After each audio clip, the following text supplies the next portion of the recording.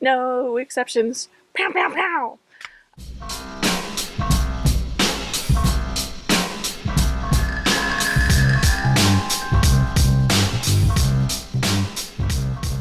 Hi, I'm Leslie Davidson, and I'm your High Priestess of Holy Shit at the Church of Beloved Presence. Hey folks, welcome to the backyard. Ooh. It's been a while since I've videotaped in the backyard, and I feel weird. I feel like I need to whisper. Because what if there's neighbors out listening? Ugh. I wish I lived on acres and could scream and no one would hear me as I get murdered. I'm not getting murdered. This is starting out really weird. They tend to not... Yeah, a plane. Of course. So, I'm wanting to give you an update. All 17 of you that watch my videos regularly. Oh, let's start again. I read A Course in Miracles in 2003. That's when I was gifted a copy by Sharon. Thanks, Sharon. I don't remember your last name, but it was a really awesome gift that you gave me. I really appreciate it. I read it 15, nope, that's longer. What's math? 17, 18 years ago. I read it 18 years ago, and it fit in really well with all my ideas of oneness and unity and love. And it's written in very Christian terminology, which kind of gives me the creeps because I'm not Christian, and there's a lot of things about the Christian church that really creep me out. I'll talk about that later. So I registered for a course. They're called ICU, which is Inspirational Communications University, and they're located in the Netherlands. They're actually Canadians from Toronto who have relocated to the Netherlands and have lived there for, I don't know, 10 years or more now. It's Jane and Paul. Let me put them up here in front of the window, and maybe we'll get a visit from a cat.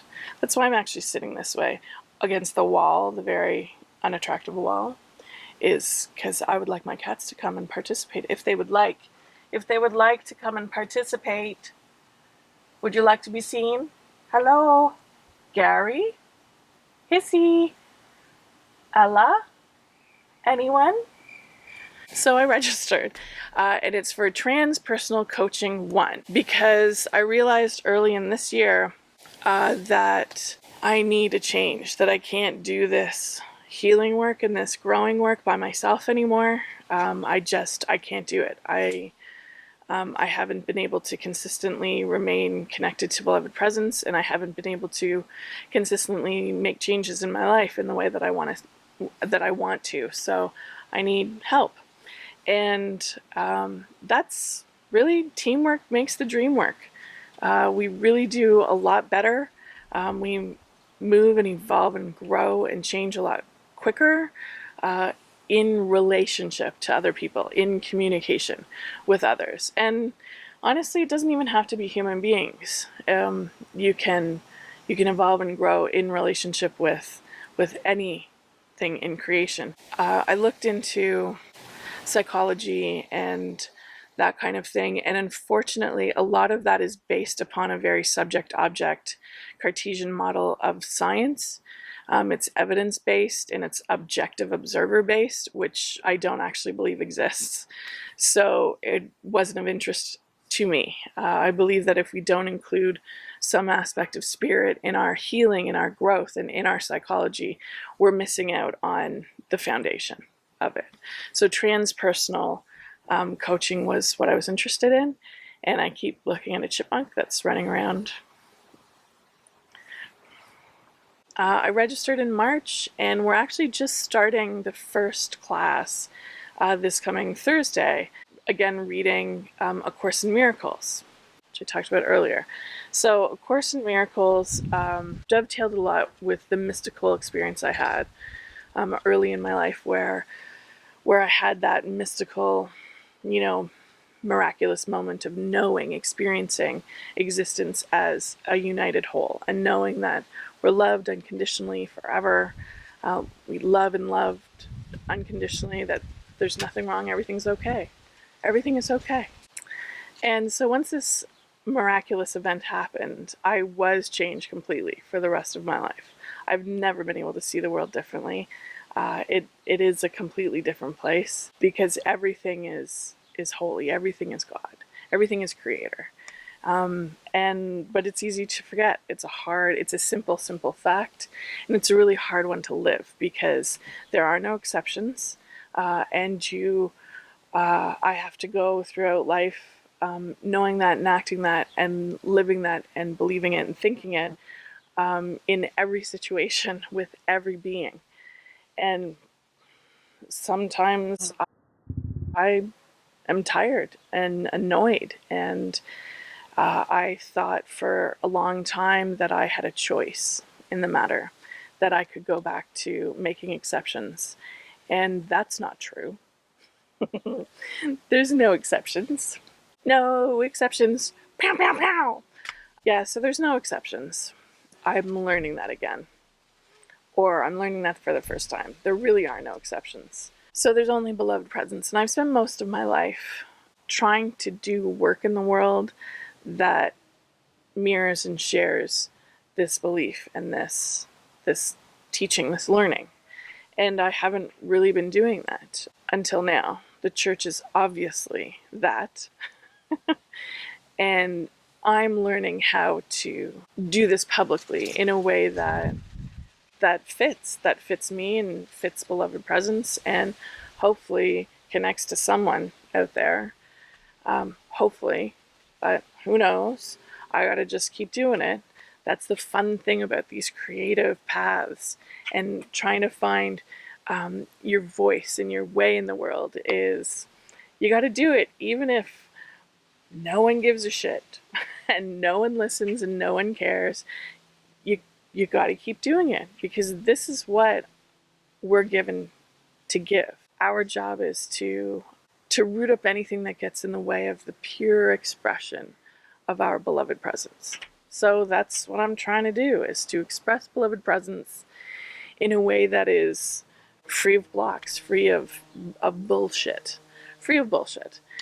And I tried through art, and that wasn't quite it. And then I did art marketing, and that was fun, but that certainly wasn't it either.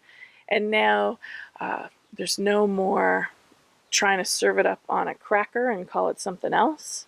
I'm just talking about beloved presence because that's what I've got.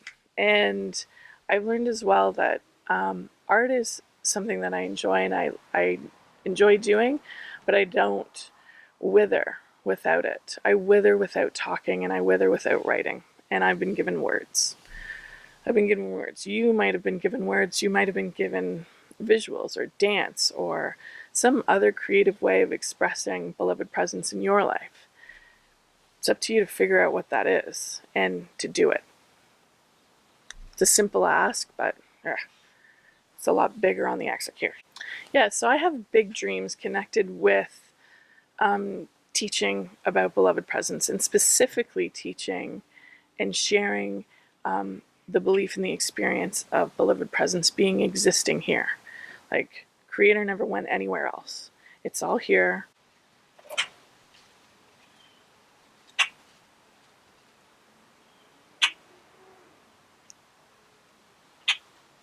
I had to actually close my door during one of the classes because the grackles were so loud. They were disturbing the rest of the class over Zoom.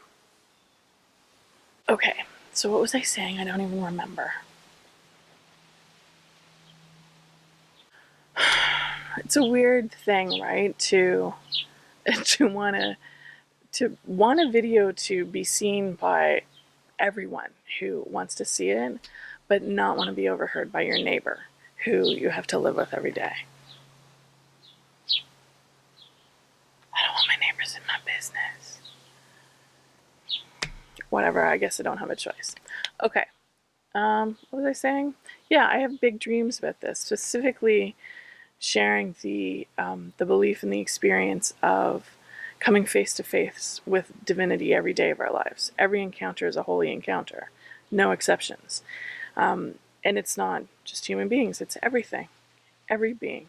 every person, not just human persons, all the persons.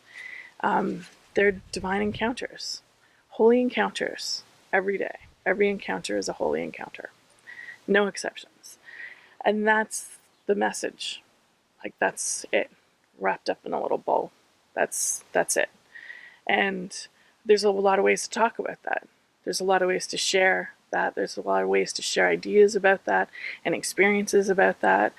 And I have big dreams, and have since I was a child, about doing that kind of creative work in writing and in art and in classes and in video and talking. And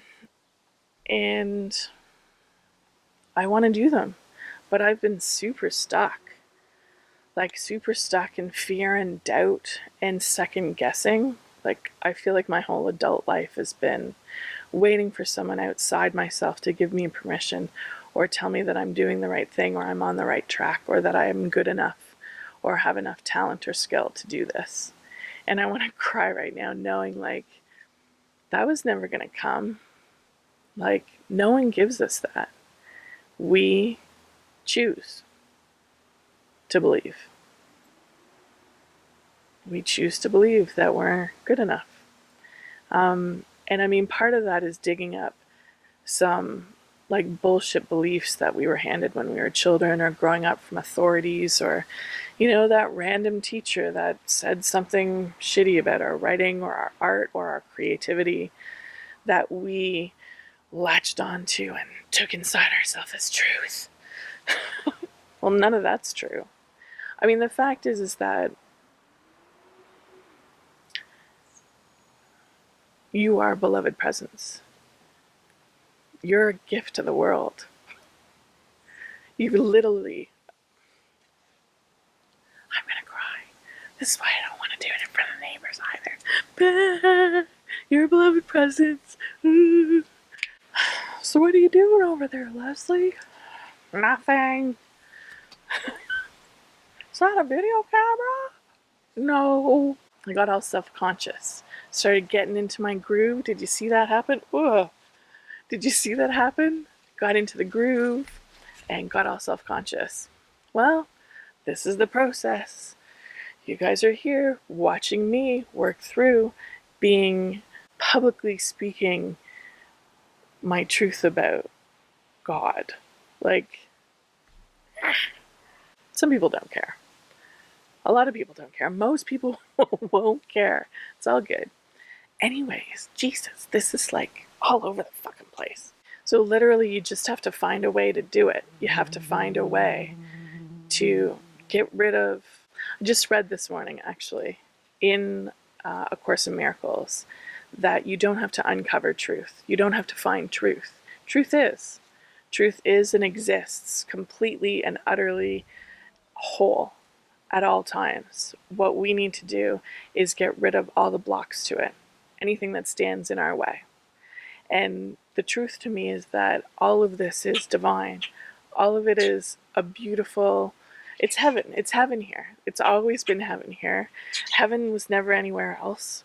We're not going to be healed and unified and suddenly be transported away from the earth into some place in the clouds. Like, it's all right here. There is nowhere else. Our bodies, the physical world, the plants, the trees, the animals, it's all been heaven. All of us together. We need to get rid of everything that stands in the way of us seeing that and living that and feeling it. That's what we do. And this is the work that I want to do. This is what I want to spend the rest of my life doing, is sharing this viewpoint in as many ways as I can.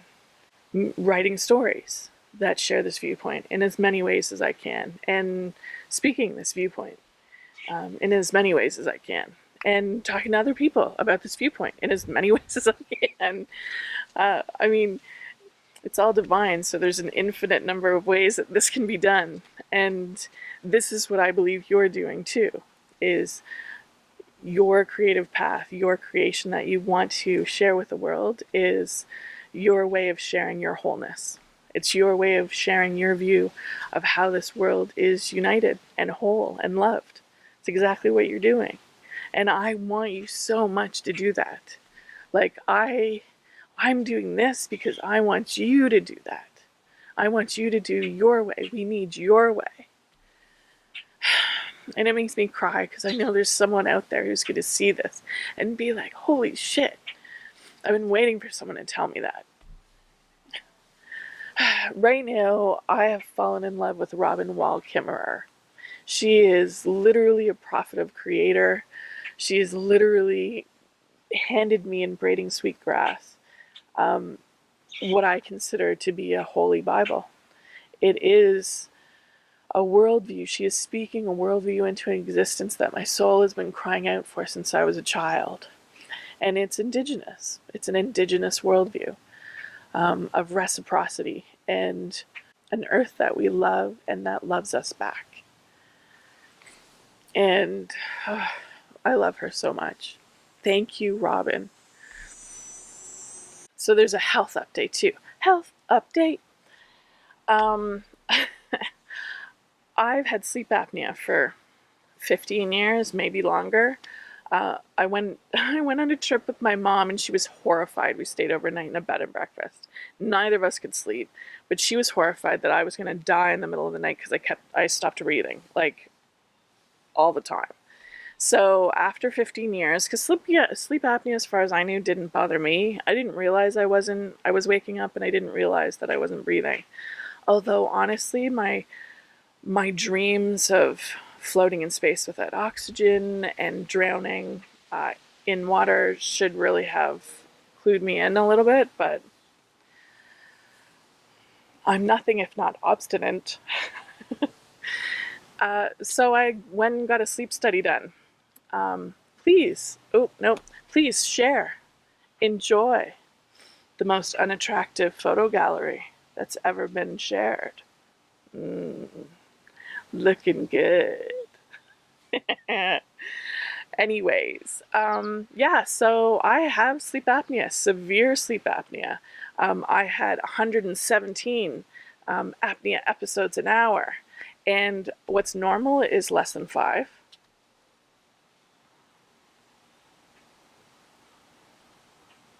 Enriched.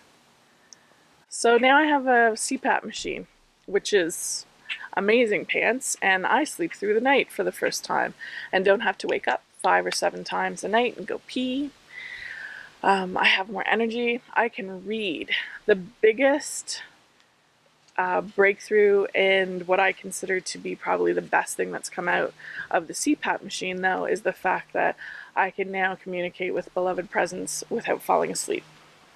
I used to, in my life, dialogue with beloved presence. It's like your higher self. It's the part of you that's connected with everything always. It's the guide that never fails. It's your Christ self. I mean, there's a million different words and titles for it, but I call it beloved presence, and it's the part of myself that's God.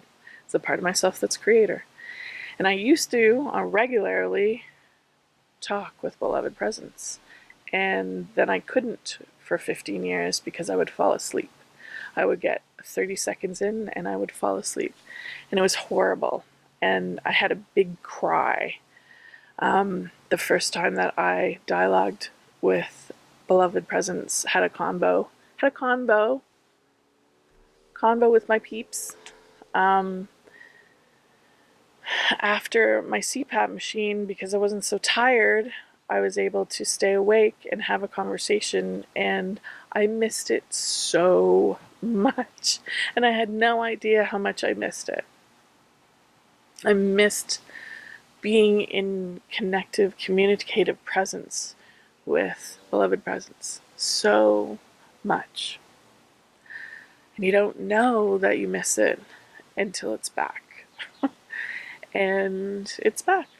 And it's kind of, I want to talk about this later, but I'm curious. I learned just recently that some people don't have an inner monologue. And I know that some people consider what I do talking to voices or whatever, but I don't care. The guidance that I get from beloved presence is the the best, most loving, unified, wonderful guidance that I get anywhere in life, and I trust it completely. It's not ego guidance, and you'll know the sound of your ego because boy, it doesn't make you feel good. It's it's a shitty voice, and beloved presence isn't. It's the difference between feeling peace and love and joy and hope and feeling shitty and doubtful and criticized. So that's been good. I'm working on stuff for you. I have a bunch of stuff for you coming through. If you are interested in getting stuff from me, if you're interested in hearing from me in the future, sign up for my email list. It's right here. Pow, pow, pow. I'm going to be doing a mail out. So if you're very trusting and you want me to have your home address, do that here too. And I'll send you something when I do that. But yeah, I'm working on stuff for us. I'm working on stuff. Maybe I'm done now. It's been good. I like talking to you like this, all 17 of you.